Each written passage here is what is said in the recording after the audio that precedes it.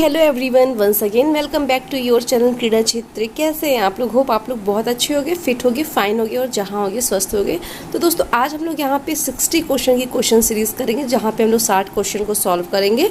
तो चलो स्टार्ट करते हैं बिना टाइम वेस्ट किए हुए। क्वेश्चन नंबर फर्स्ट है हमारा, परजीवी प्लाज्मोडियम उत्पन्न करता है। तो परजीवी प्लाज्मोडियम क्या उत्पन्न करता है दोस्तों, आपको बताना है। ऑप्शन ए है पेचिस, ऑप्शन बी है टाइफाइड, ऑप्शन सी है फाइलेरियज्म और ऑप्शन डी है मलेरिया। तो यहाँ पे पूछा क्या गया है, परजीवी प्लाज्मोडियम पूछा गया है, जो कि हमारे मलेरिया से संबंधित है, मलेरिया को उत्पन्न करने वाला है। ओके, क्वेश्चन नंबर सेकंड है हमारा, पीलिया रोग निम्नलिखित में से किसके द्वारा प्रसारित होता है। तो पीलिया, जिसको हम लोग ज्वाइंटिस बोलते हैं, तो ये हमारा क्या होता है, जल के द्वारा होता है। ओके, क्वेश्चन नंबर थर्ड है, विषाणुओं के द्वारा बीमारी होती है। तो विषाणुओं के द्वारा जो बीमारी होती है, आपको बताना है कौन सी बीमारी होती है। फ्लू होता है, मलेरिया होता है, या फिर टाइफाइड होता है, या इनमें से कोई नहीं होता है। तो जैसा कि आपको यहाँ पे दिख रहा है, विषाणुओं के द्वारा होने वाली बीमारियां जो होती हैं, यहाँ पे इनमें से कोई नहीं होती। ऑप्शन डी यहाँ पे करेक्ट होता है।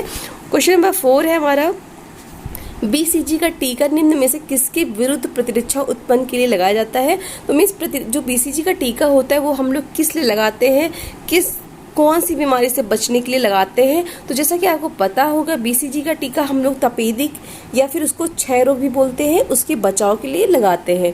क्वेश्चन नंबर 5 है, भोजन को विषाक्त बनाने वाले आंतरिक कारण है। तो जो भोजन को विषाक्त बनाने वाले कौन से कारक है दोस्तों, ऑप्शन ए है परजीवी, बी है रासायनिक पदार्थ, सी है जहरीले पेड़ पौधे व जानवर, ऑप्शन डी है उपयुक्त सभी। तो यहाँ पे आप देख रहे हैं, ये सारे जो होते हैं ये हमारे भोजन को विषाक्त बनाने में सहायक होते हैं। ओके, अगले क्वेश्चन तक चलते। क्वेश्चन नंबर हमारा 6 है। तो क्वेश्चन नंबर 6 में पूछा गया है दोस्तों, टिटनेस में होने वाला मुख्य विकार क्या है। तो टिटनेस में जो मुख्य विकार होता है वो क्या होता है, तेज फीवर आता है, शरीर जो हमारी बॉडी होती है वो ऐंठ जाती है, या फिर टांगे जकड़ जाती हैं, या फिर जो हमारी चेतना शक्ति होती है वो गायब हो जाती है।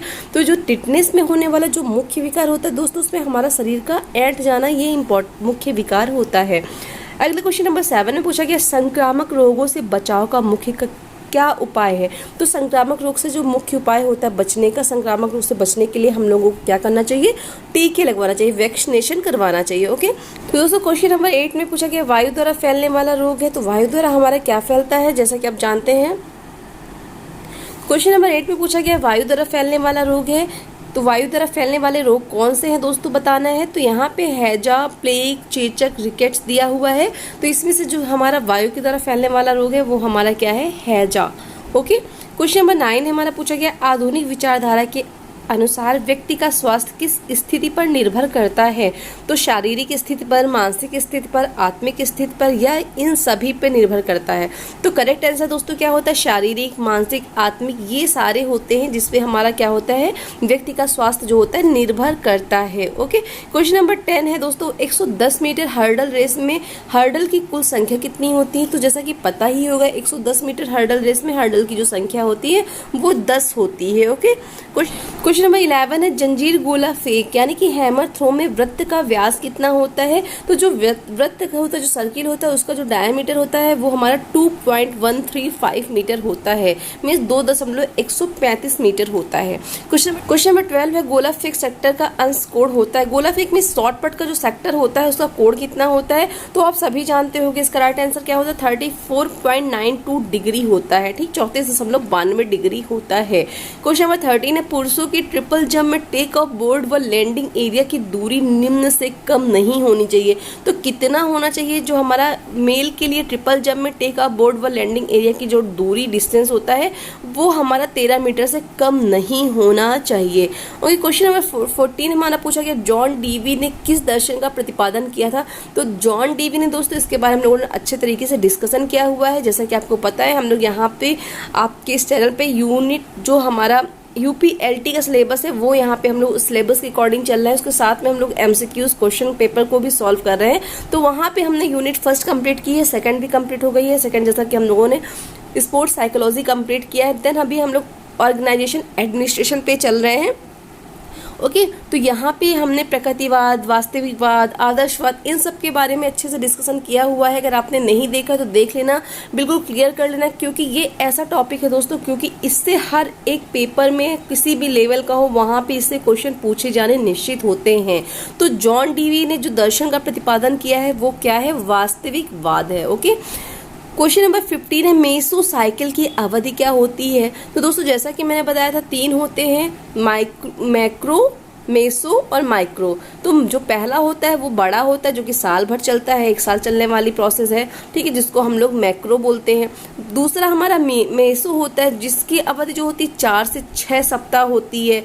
और तीसरा जैसा कि नाम से ही पता, माइक्रो मीन्स छोटा होता है, सूक्ष्म होता है, तो वो हमारा 7 डेज यानी कि 1 वीक चलता है। तो यहाँ पे राइट आंसर क्या है दोस्तों, 4 to 6 week. Okay question number 16 है, फार्टलेग किसे विकसित करता है।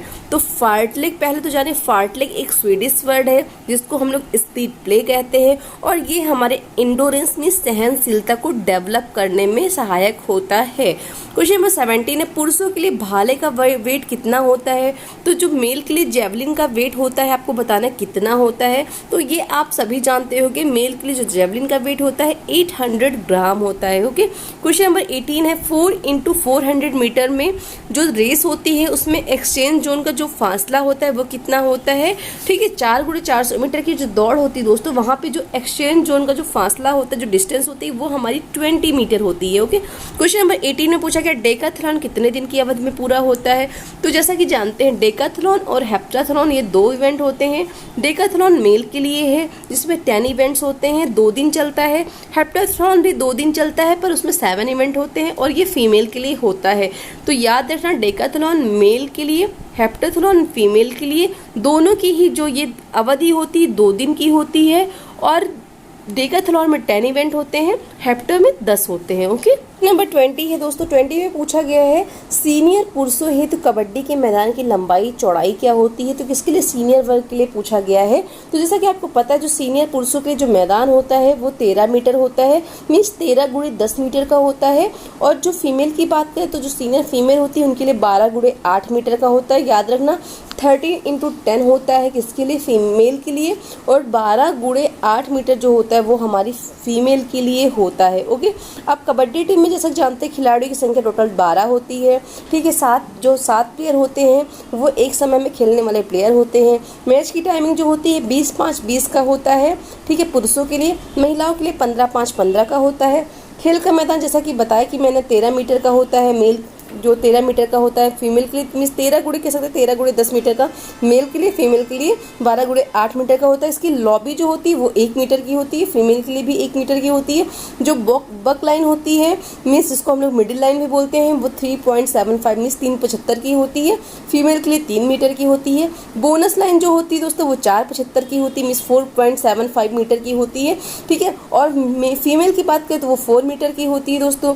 अगर सिटिंग ब्लॉक की बात करें तो सिटिंग ब्लॉक जो होता है दोस्तों वो 8 × 1 मीटर मीन्स 8 × 1 मीटर का होता है, 8 मीटर लंबा 1 मीटर चौड़ा होता है। फीमेल के लिए 6 × 1 मीटर का होता है। ठीक है, सिटिंग ब्लॉक की बात करें तो 2 metre away from end line होता है। ठीक है, सिटिंग ब्लॉक जो होता है 2 मीटर एंड लाइन से 2 मीटर की दूरी पर होता है। लाइन की मोटाई जैसा कि आप जानते हैं 5 सेंटीमीटर होती है। तो ये हमारा कबड्डी के बारे में था। तो यहाँ पे इसका राइट आंसर जो होता है ऑप्शन के अकॉर्डिंग यहाँ पे कुछ भी नहीं होता है दोस्तों। पहले जो था हम इसके अकॉर्डिंग अगर हम सही माने तो 12.5 से 10 मीटर कर सकते हैं, बट जो है हमारा 13 × 10 होता है, 13 × 10 मेल के लिए, फीमेल के लिए 12 × 8 होता है। ओके याद रखना। ओके तो यहाँ पे इस ऑप्शन के अकॉर्डिंग हमारा ऑप्शन ए यहाँ पे करेक्ट होता है। क्वेश्चन नंबर हमारा है 21 में पूछा गया है कि विरोधी पाले में कैंट सहित प्रवेश करने वाला खिलाड़ी कहलाता है। तो क्या कहलाता है, आप सभी जानते हो कि रेडर कहलाता है। ओके क्वेश्चन नंबर 22 में पूछा गया पुरुषों के लिए वॉलीबॉल में नेट की जमीन से ऊंचाई कितनी होती है। तो पुरुषों के लिए जो मेल के लिए वॉलीबॉल की नेट की जमीन से ऊंचाई जो होती है 2.43 मीटर होती है, और फीमेल के लिए 2.24 मीटर होती है। अगले क्वेश्चन की बात करें, क्वेश्चन नंबर 23 में पूछा गया वॉलीबॉल में नेट के मैच जो स्क्वायर होते हैं उसका मापदंड क्या होता है। मीन्स जैसा कि आप समझ गए होंगे स्क्वायर, जैसे कि ये वॉलीबॉल का हमारा नेट होता है। ओके ये नेट है, मानिए यहाँ पे हमारे जो बॉक्स बने होते हैं, इन बॉक्स की जो है इन बॉक्स का मेजरमेंट पूछा, ये जो बॉक्स होते हैं तो ये हमारे 10x10 के होते हैं, कितने 10x10 के होते हैं, याद रखना 10x10 सेंटीमीटर के हमारे क्या होते हैं, ये स्क्वायर होते हैं। ओके दोस्तों क्वेश्चन नंबर हमारा पूछा गया 24 में पूछा गया एंटीने का यूज हम लोग किस खेल में करते हैं। तो इसका आंसर आप सभी जानते हो कि एंटीने का यूज हम लोग वॉलीबॉल गेम में करते हैं। नंबर 25 में पूछा गया आधुनिक ओलंपिक खेलों में सर्वप्रथम ध्वज किस वर्ष फहराया गया। तो ये इंपॉर्टेंट क्वेश्चन है। सबसे पहले आधुनिक ओलंपिक खेल हमारे कब हुए थे, तो याद रखना 1896 में हुए थे।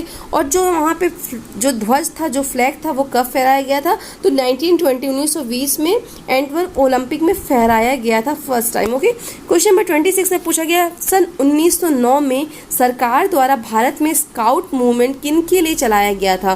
तो किन के लिए चलाया गया था, ऑप्शन आप देख सकते हो। इसका करेक्ट आंसर जो होता है दोस्तों ऑप्शन बी होता है, यूरोपीय एवं एंग्लो इंडियन लड़कों के लिए चलाया गया था। ओके किसके लिए, यूरोपीय एवं एंग्लो इंडियन बॉयज के लिए चलाया गया था।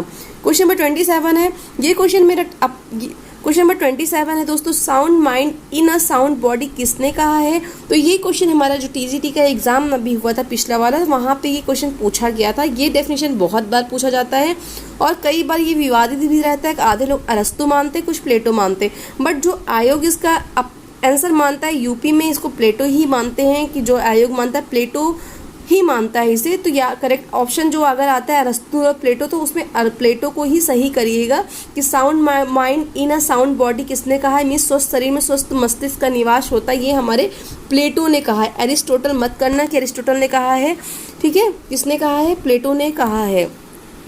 क्वेश्चन नंबर 28 है, प्राकृतिक अभिप्रेरण निम्न में से जाना जाता है। तो प्राकृतिक अभिप्रेरण जो होता है उसको हम लोग किन नामों से जानते हैं, तो यहाँ पे आंतरिक अभिप्रेरण को हम लोग प्राकृतिक अभिप्रेरण के नाम से जानते हैं। ठीक है, क्वेश्चन नंबर 29 में पूछा गया प्रतिक्रिया समय मीन्स जो रिएक्शन टाइम को मापने का परीक्षण कहलाता है। तो जो रिएक्शन टाइम को मेजर करने का जो टेस्ट कहलाता है वो हमारा स्टिक ड्रॉप टेस्ट कहलाता है। ओके क्या कहलाता है, स्टिक ड्रॉप टेस्ट कहलाता है। क्वेश्चन नंबर 29 के बाद 30 आता है दोस्तों, प्रथम स्पेशल ओलंपिक कहाँ हुए थे। तो जो फर्स्ट स्पेशल ओलंपिक हुए थे वो आप सभी जानते हो कि यूएसए में हुए थे। क्वेश्चन नंबर 31 है, टर्न वेरियन मूवमेंट जर्मनी में किसने के द्वारा शुरू की गई थी।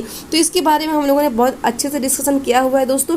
टर्न वेरियन और एक वर्ड और आता है टर्न प्लास। तो टर्न वेरियन जो मूवमेंट था ये एक आंदोलन था जो कि लुडविग जॉन ने स्टार्ट किया था जर्मनी में।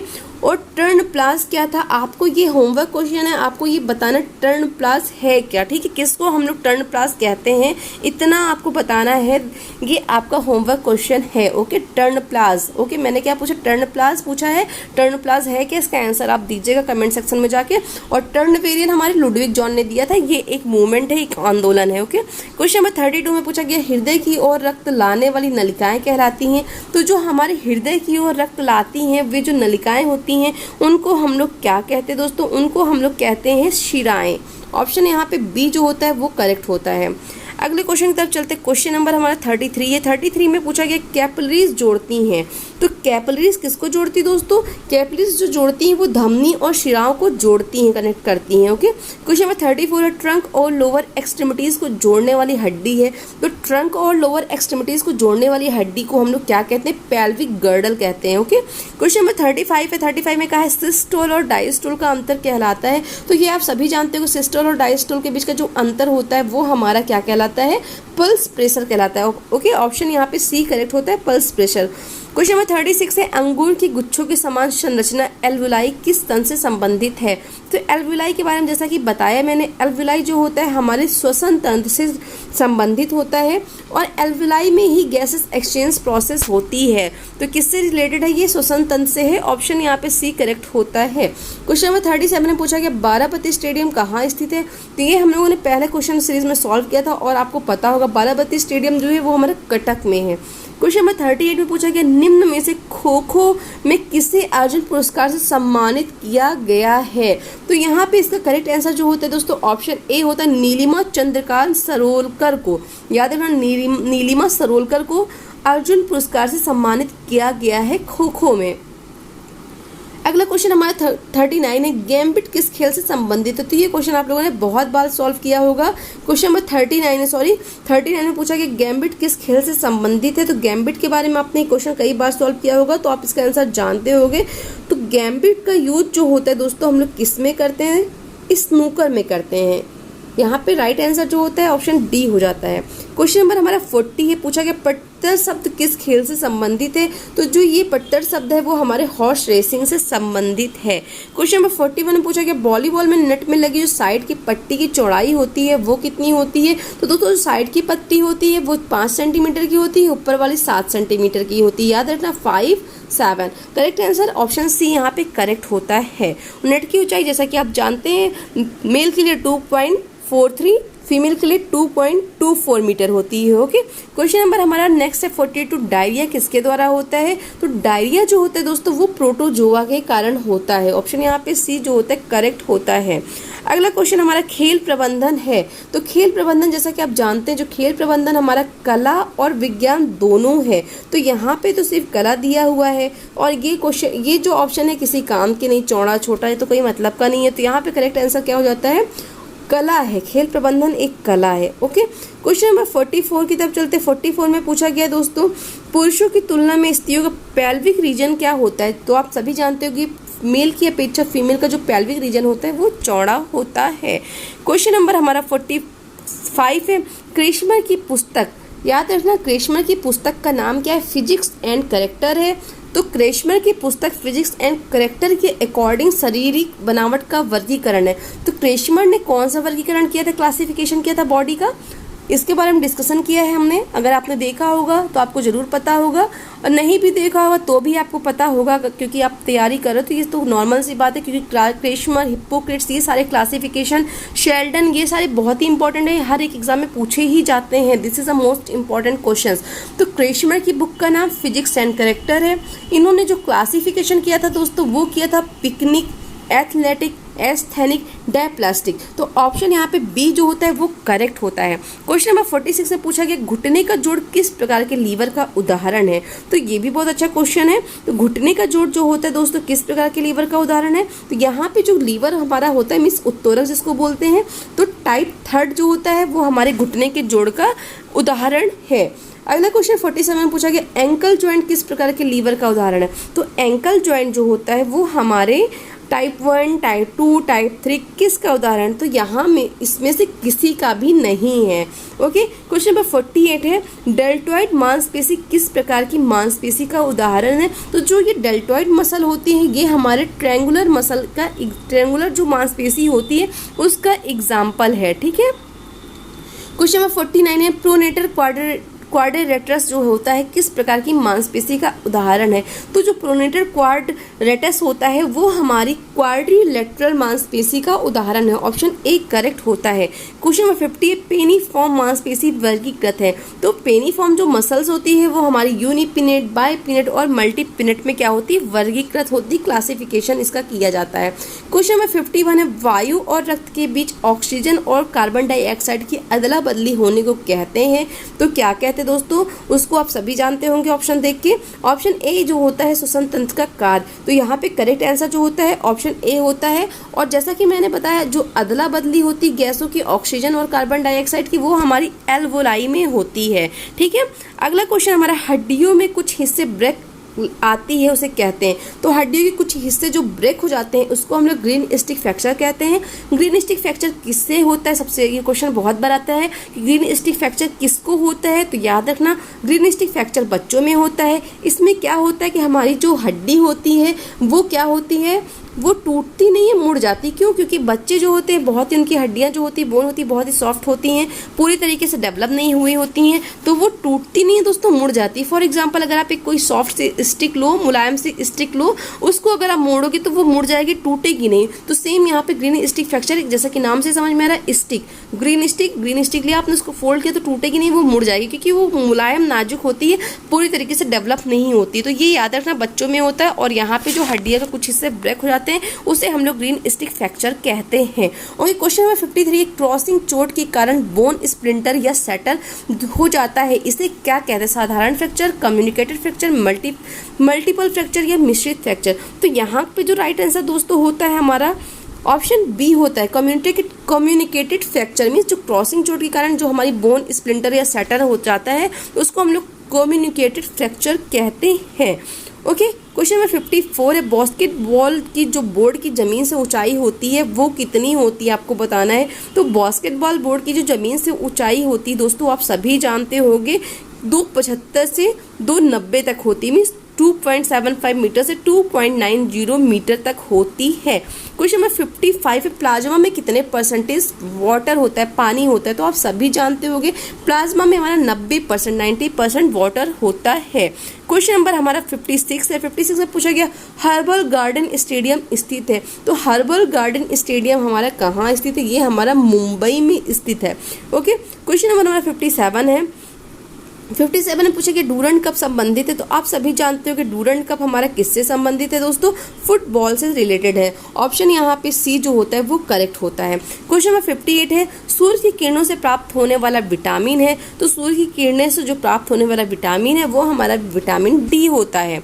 अगला क्वेश्चन है हमारा 58 पूछा कि पुरुषों के लिए वॉलीबॉल की नेट की जमीन से ऊंचाई कितनी होती है। मीन्स जो नेट होता है वॉलीबॉल का, जमीन से उसकी हाइट कितनी होती है, इसके बारे में अभी हमने बात किया था, क्योंकि ये क्वेश्चन लगता है रिपीट हो गया है। तो यहाँ पे पुरुषों के लिए जो हाइट होती है नेट की वो 2.43 मीटर होती है और फीमेल के लिए 2.24 मीटर होती है।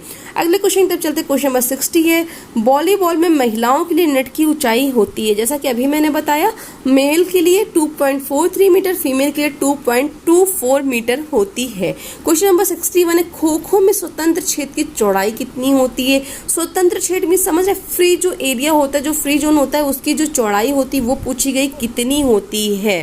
तो जैसा कि आपको पता है, हमने खो खो के ग्राउंड के बारे में, मेजरमेंट के बारे में डिस्कशन बहुत अच्छे तरीके से किया था। तो खो खो के पहले पूरे हम लोग मेजरमेंट की बात कर लेते हैं। जो खो खो का ग्राउंड होता है उसकी लेंथ अगर बात करें सीनियर के लिए, सीनियर महिला और पुरुष बॉयज़ और गर्ल्स के लिए, तो 27 मीटर होती है। क्या होती है, लंबाई 16 मीटर, चौड़ाई होती 27 × 16 होता है। पहले ये 29-16 था, बट 2013 में इसको चेंज कर दिया गया। क्यों किया गया, ताकि गेम हमारा और फास्ट हो सके और रोमांचक हो सके, इसलिए याद रखना 27-16 है। अगर जूनियर की बात करें तो 23-14 याद रखना, जूनियर के 23 × 14 मीटर है। ठीक है, फ्री जोन जो होता है दोस्तों 1.50 मीटर होता है। कितना, 1.50 होता है। मेल, फीमेल, सीनियर, जूनियर सबके लिए होता है। कितना, 1.50 मीटर होता है। तो आपको इसका आंसर मिल गया होगा। तो ये टेस्ट सीरीज जैसा कि आप जानते हैं पुरानी है, तो यहाँ पे ऑप्शंस नहीं है इसके अकॉर्डिंग। तो अब याद रखना करंट का हमारा है 1.50 मीटर है। ग्राउंड का मेजरमेंट 27-16 है। जूनियर के लिए 23-14 है। पोस्ट लाइन की बात करें, जो पोस्ट लाइन से पहले की जो क्रॉस लाइन होती है दोस्तों वो 255 सेंटीमीटर होती है, जूनियर सीनियर दोनों के लिए। अगर एक क्रॉस लाइन से दूसरे क्रॉस लाइन की बात करें, जो दूरी होती है एक क्रॉस लाइन से दूसरे क्रॉस लाइन की जो दूरी होती है वो 230 सेंटीमीटर होती है हमारे senior boys girls male female के लिए। जूनियर के लिए 190 सेंटीमीटर होती है। ठीक है, अगर क्रॉस लाइन की लंबाई चौड़ाई की बात करें तो क्रॉस लाइन की लंबाई आप जानते हैं कितनी होती है, 35 सेंटीमीटर होती है। मीन्स जो हमारे ये बॉक्स बने होते हैं ना, पहले ये हम लोग करते थे 30 × 30 करते थे, बट अब आप कितना करोगे, 35 × 30 होता है। ठीक है, जो ये वर्गाकार होते हैं, तो ये कितना होता है हमारा, 35 होता है सीनियर के लिए, 30 होता है जूनियर के लिए। तो 35 × 30 हो गया। एक क्वेश्चन और आता है हमारा, एक पोल से दूसरे पोल के बीच की जो डिस्टेंस होती है वो कितनी होती है। तो पोल टू पोल डिस्टेंस हमारी सीनियर के लिए 24 मीटर होती है, जूनियर के लिए 19.90 मीटर होती है। लाइनों की मोटाई 3 to 5 सेंटीमीटर होती है, जूनियर सीनियर सभी के लिए जानते हैं। पोल की हाइट भी आता है, पोल की हाइट 120 सेंटीमीटर होती है दोनों के लिए, जूनियर सीनियर दोनों के लिए। लॉबी की लंबाई हमारी 32 मीटर होती है, जूनियर के लिए 28 मीटर होती है। लॉबी की चौड़ाई 1.5 मीटर मीन्स 1.5 मीटर होती है दोनों के लिए। टाइमिंग की बात करें तो टाइमिंग जो होता है 9-3-9 का मैच होता है, 5 मिनट का गैप होता है, फिर 9-3-9 का मैच होता है सीनियर वर्ग के लिए। जूनियर की बात करें तो 7-2-7 का मैच होता है, 7 मिनट का गैप होता है, 7-2-7 का फिर से मैच होता है। ठीक है, मीन्स कह सकते हैं जैसे कि आप जानते होंगे 12 खिलाड़ी हमारे खेलते हैं, 9 खिलाड़ी मैदान में होते हैं। ओके, इसमें जो होता है दोस्तों हमारे खो खो में कि जो एक मैच में हम लोग 2 इनिंग्स होती है और हर इनिंग्स जो होते हैं, हर इनिंग्स के 2 टर्न होते हैं, जिनकी अवधि की अगर टाइमिंग की बात करें तो पहली इनिंग जो होती है, जैसा कि पहली इनिंग होगी 9-3-9 की होगी पहली इनिंग, फिर उसके बीच में हमारा मध्यांतर होगा। मध्यांतर हमारा जो होगा कितने मिनट का होगा दोस्तों, वो हमारा होगा 5 मिनट का, और फिर 9-3-9 का फिर से मैच होगा। ओके, तो याद रखना, अगर जूनियर की बात करें तो 7-2-7 का होता है, फिर 7 मिनट का जो होता है ब्रेक होता है, फिर 7-2-7 का क्या होता है, फिर से मैच होता है। तो यहाँ पे ऑप्शन हमारा खो खो में स्वतंत्र क्षेत्र की जो चौड़ाई होती है 1.50 मीटर होती है, याद रखना। क्वेश्चन नंबर 62 है दोस्तों, भोजन में ऊर्जा का प्रमुख साधन है। तो भोजन में ऊर्जा का जो प्रमुख साधन होता है दोस्तों वो हमारा कार्बोहाइड्रेट होता है। नंबर अगला है, विटामिन डी की कमी से कौन सा रोग होता है। तो विटामिन डी की कमी से हमें रिकेट्स नामक रोग हो जाता है। विटामिन सी से बेरी बेरी होता है। आयोडीन की कमी से घेंघा रोग हो जाता है। और बेरी बेरी जो होता है हमारा विटामिन बी की कमी से हो जाता है। विटामिन बी से बेरी बेरी, विटामिन डी से रिकेट्स, विटामिन सी से स्कर्वी, आयोडीन की कमी से घेंघा रोग हो जाता है। अगला क्वेश्चन 64 है, रुधिर दाब नापने वाले यंत्र को क्या कहते हैं। तो रुधिर दाब नापने वाले यंत्र को हम लोग स्फिग्नोमैनोमीटर कहते हैं। आप इसका आंसर अच्छे तरीके से जानते होंगे। क्वेश्चन नंबर 65, द्रोणाचार्य पुरस्कार किस वर्ष स्टार्ट हुआ है। तो आप सभी जानते हो कि द्रोणाचार्य पुरस्कार हमारा 1985 में स्टार्ट हुआ है। क्वेश्चन नंबर 66 है, शारीरिक शिक्षा का विकास किस काल में भारत के अहिंसा के कारण अवरुद्ध हुआ था। तो दोस्तों ये जो हुआ था हमारा जैन एवं बौद्ध काल में हुआ था। ओके, क्वेश्चन नंबर 67 हमारा, शारीरिक शिक्षा उन अनुभवों का कुल जोड़ है जो व्यक्ति विशेष की प्रक्रिया से प्राप्त होता है। ये जो कथन है किसका है। तो ये डेफिनेशन जैसा कि मैंने बताया था आपको डेफिनेशन कैसे याद करना है। तो यहाँ पे कुल जोड़ के बारे में बात की गई। तो कुल जोड़ की बात हमारे ओबरट्यूफर करते हैं। तो इसका जो राइट आंसर हो गया ओबरट्यूफर हो गया।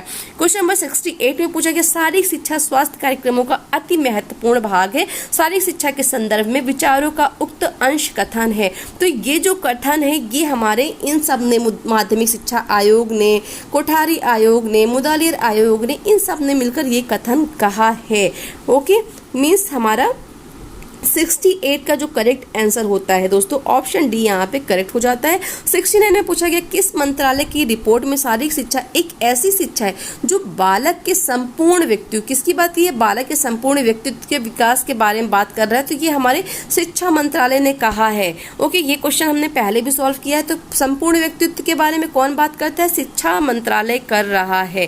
क्वेश्चन नंबर 70 है दोस्तों, कौन सा व्यायाम तालबद्धता तथा संगीत के साथ पूर्ण किया जाता है। तो एरोबिक एक्सरसाइज जो होती है वो तालबद्धता और संगीत के साथ पूर्ण की जाती है। क्वेश्चन नंबर हमारा 71 है, सीबीएसई का फुल फॉर्म पूछा गया है दोस्तों। इस तरह के क्वेश्चन बहुत आएंगे तो आप याद रखना, फुल फॉर्म जनरली याद कर लेना। तो इसका जो करेक्ट आंसर होता है सीबीएसई का central board of secondary education. तो ये यहाँ पे हमारे होते हैं 71 क्वेश्चन। चलते हैं 72 क्वेश्चन की तरफ। क्वेश्चन नंबर 72 है, इंदिरा गांधी गोल्ड कप प्रतियोगिता संबंधित। तो इंदिरा गांधी गोल्ड कप जो प्रतियोगिता है वो हमारी किससे संबंधित है दोस्तों, ये हमारी जो संबंधित है वो है कबड्डी से। ओके, ऑप्शन बी करेक्ट होता है। क्वेश्चन नंबर 73 है, पेनी कप टेस्ट किसका मूल्यांकन करता है। तो पेनी कप टेस्ट जो होता है ये हमारे सामंजस्य का मूल्यांकन करता है।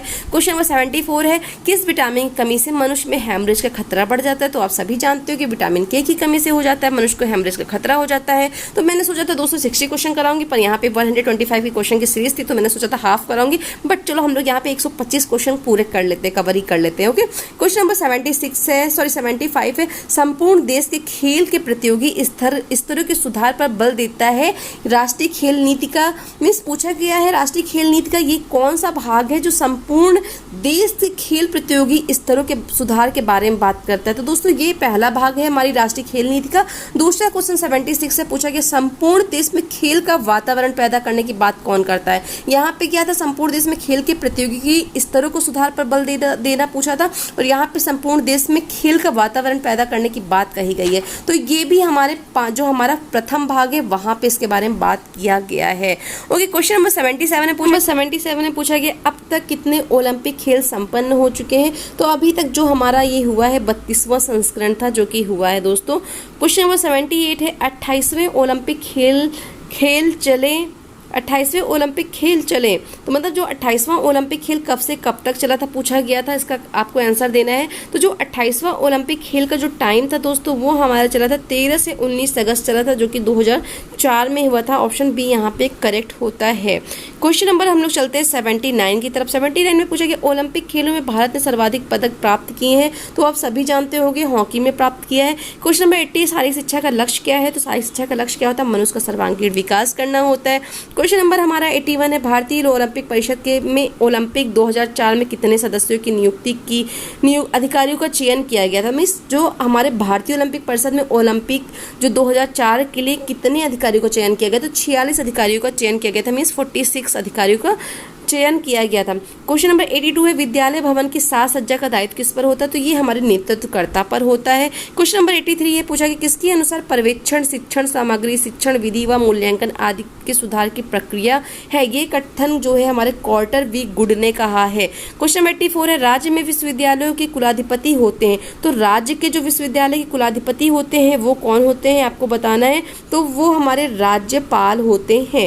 क्वेश्चन नंबर हमारा 85 है। 85 में पूछा गया है उच्च शिक्षा व माध्यमिक शिक्षा के मंत्री, शिक्षा मंत्री होते हैं, मीन्स जो उच्च शिक्षा और माध्यमिक शिक्षा मंत्री होते हैं तो कौन होता है हमारे, ये हमारे एक नहीं होते, अलग अलग होते हैं, यहाँ पे अलग अलग करेक्ट होगा। क्वेश्चन नंबर 86 है नीतियों एवं शारीरिक शिक्षा संबंधित निर्णयों का दायित्व किस पर होता है?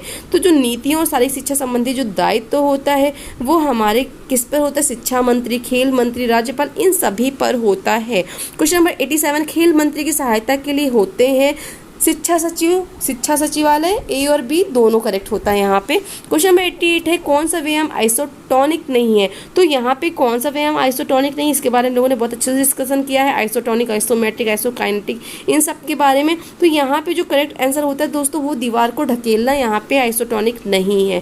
क्वेश्चन नंबर 89 में पूछा गया है सहन क्षमता बढ़ाने की सबसे अच्छी प्रशिक्षण विधि है? तो सहन क्षमता बढ़ाने के लिए सबसे बेस्ट होता है वो हमारी निरंतर मीन्स कॉन्टिन्यूअस ट्रेनिंग होती है।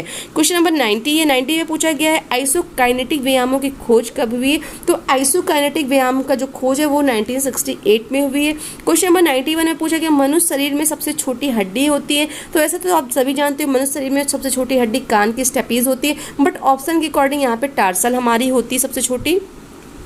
क्वेश्चन नंबर 92 है विटामिन डी की कमी से कौन सी बीमारी होती है? जैसा कि अभी मैंने बताया विटामिन डी की कमी से आपको रिकेटस हो जाता है, विटामिन सी की स्कर्वी, विटामिन बी से बेरी और नाइट ब्लाइंडनेस जो होता है विटामिन ए की कमी से हो जाता है। क्वेश्चन नंबर 93 रक्त किससे बना होता है? तो जैसा कि आप जानते हैं पानी, प्रोटीन, सॉल्ट, इन सभी से मिलकर हमारा रक्त बनता है। क्वेश्चन नंबर 94 है फेशियल बोन कितनी होती है? तो फेशियल बोन 14 होती हैं, आप सभी जानते होंगे।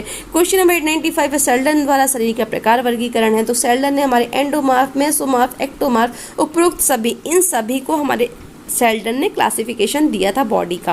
क्वेश्चन नंबर 96 है बिलियर्ड की जो टेबल होती है उसके कितनी पैर होते हैं? तो बिलियर्ड की टेबल के जो पैर, जो टांगे होती हैं वो 8 होती हैं, मीन्स 8 होती हैं, ऑप्शन यहाँ पे बी करेक्ट होता है।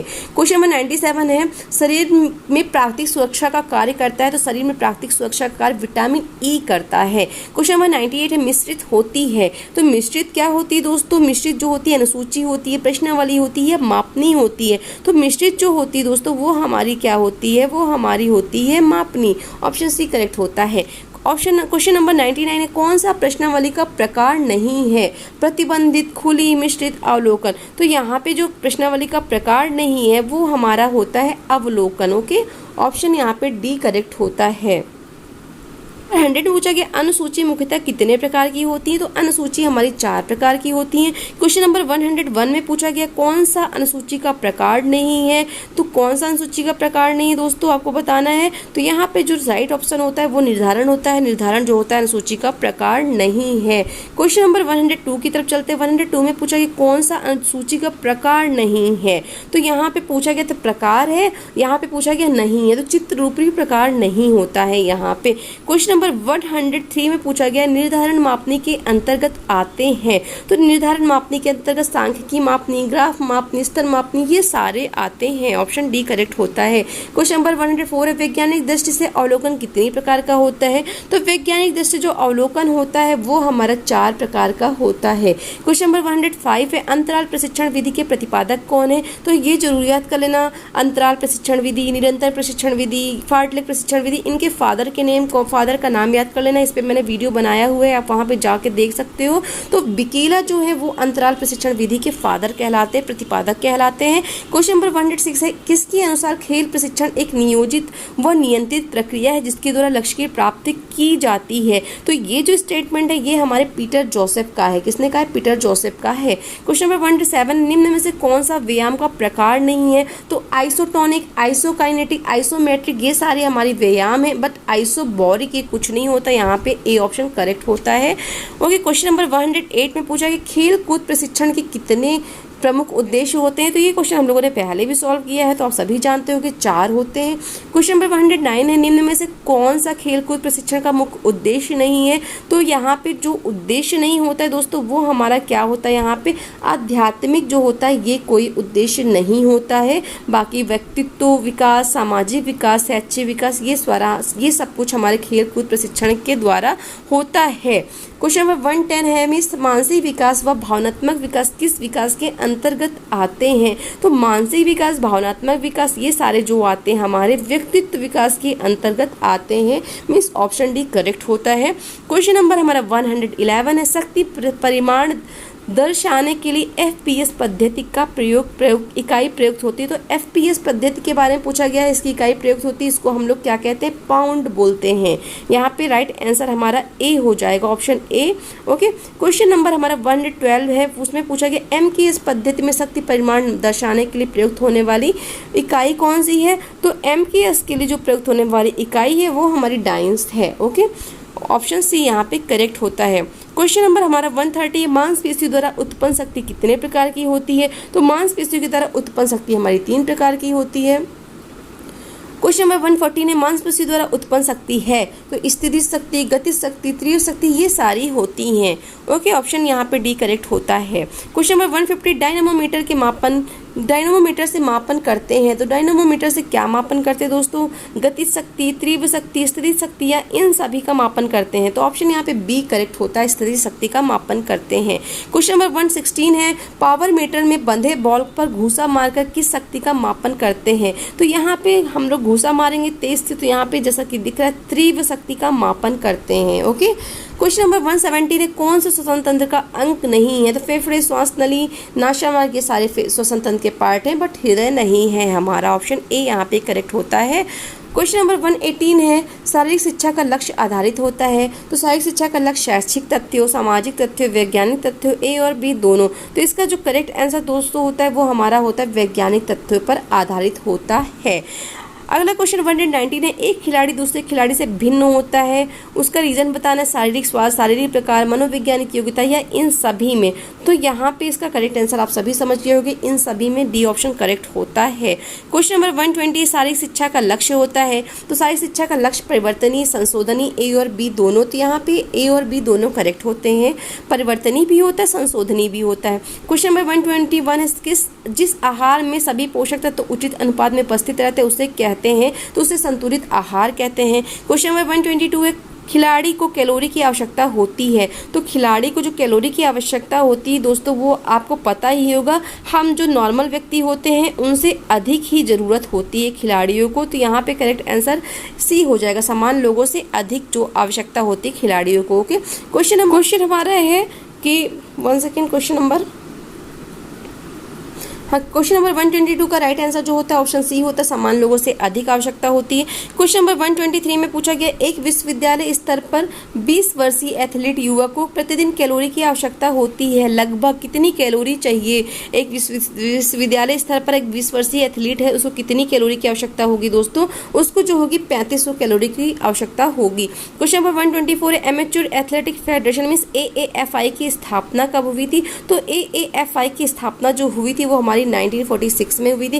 क्वेश्चन नंबर 125 है और ये लास्ट क्वेश्चन है, भारतीय गोल्फ यूनियन की स्थापना कब हुई थी? तो भारतीय गोल्फ यूनियन की स्थापना हमारी 1962 में हुई थी। दोस्तों ये हमारी 125 क्वेश्चन की क्वेश्चन सीरीज कंप्लीट होती है। होप आप सभी को यहाँ पे क्वेश्चन अच्छे लगे होंगे, आपने ज़्यादा से ज़्यादा क्वेश्चन का स्कोर किया होगा।